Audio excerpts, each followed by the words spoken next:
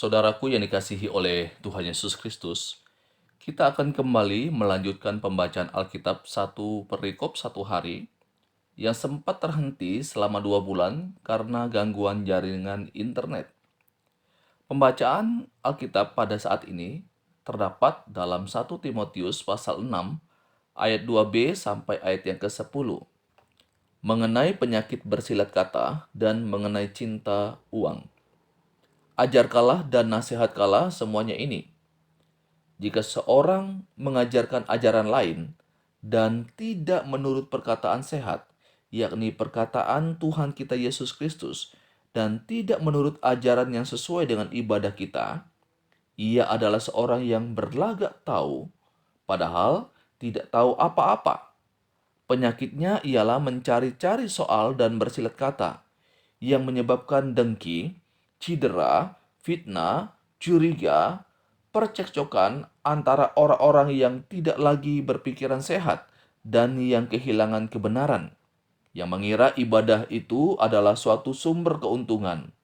Memang ibadah itu kalau disertai rasa cukup, memberi keuntungan besar. Sebab kita tidak membawa sesuatu apa ke dalam dunia, dan kita pun tidak dapat membawa apa-apa keluar. Asal ada makanan dan pakaian, cukuplah. Tetapi mereka yang ingin kaya terjatuh ke dalam pencobaan, ke dalam jerat, dan ke dalam berbagai-bagai nafsu yang hampa dan yang mencelakakan, yang menenggelamkan manusia ke dalam keruntuhan dan kebinasaan. Karena akar segala kejahatan ialah cinta uang. Sebab oleh memburu uanglah beberapa orang telah menyimpang dari iman dan menyiksa dirinya dengan berbagai-bagai duka. Saudaraku, Lembaga Alkitab Indonesia memberikan judul untuk perikop ini ialah mengenai penyakit bersilat kata dan mengenai cinta uang.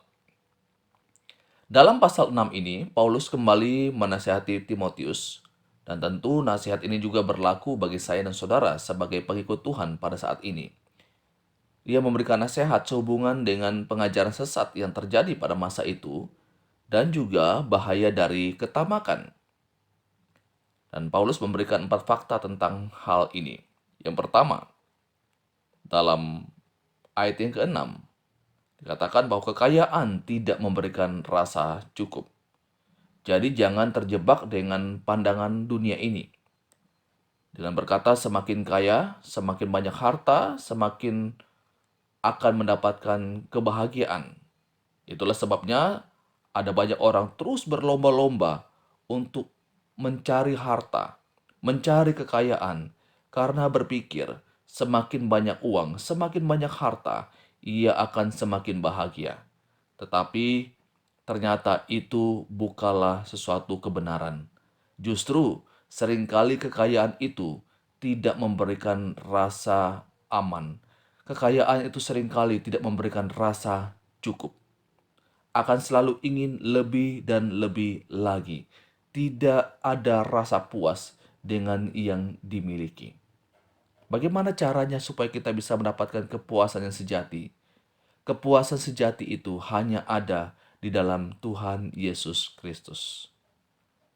Yang kedua, fakta yang disebutkan di dalam bagian ini, dalam ayat yang ketujuh, kekayaan itu tidak kekal. Kita tidak membawa sesuatu ke dalam dunia ini. Itu benar. Demikian juga ketika kita mati, kita tidak akan membawa apa-apa.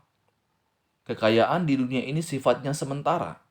Oleh sebab itu, jangan terlalu menggenggam erat kekayaan yang dimiliki.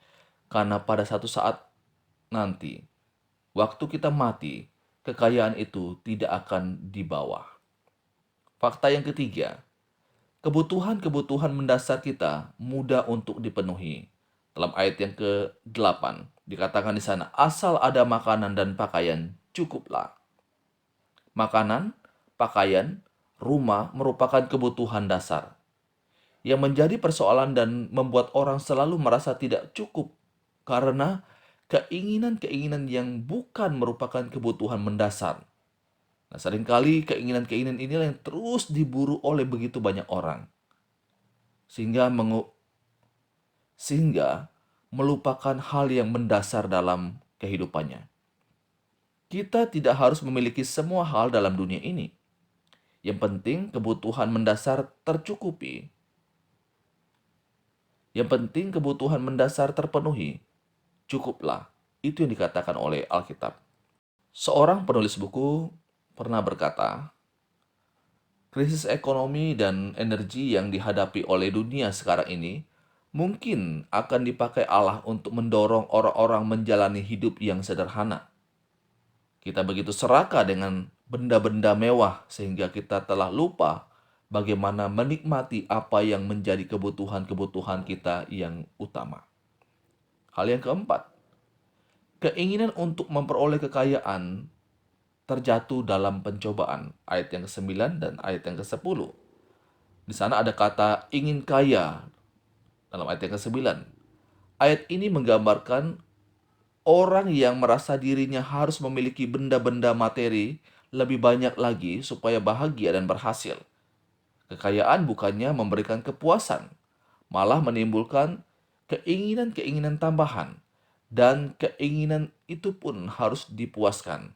Keinginan-keinginan untuk kaya itu akhirnya menimbulkan keinginan-keinginan yang berdosa dalam diri kita. Bukan berarti bahwa kaya itu salah.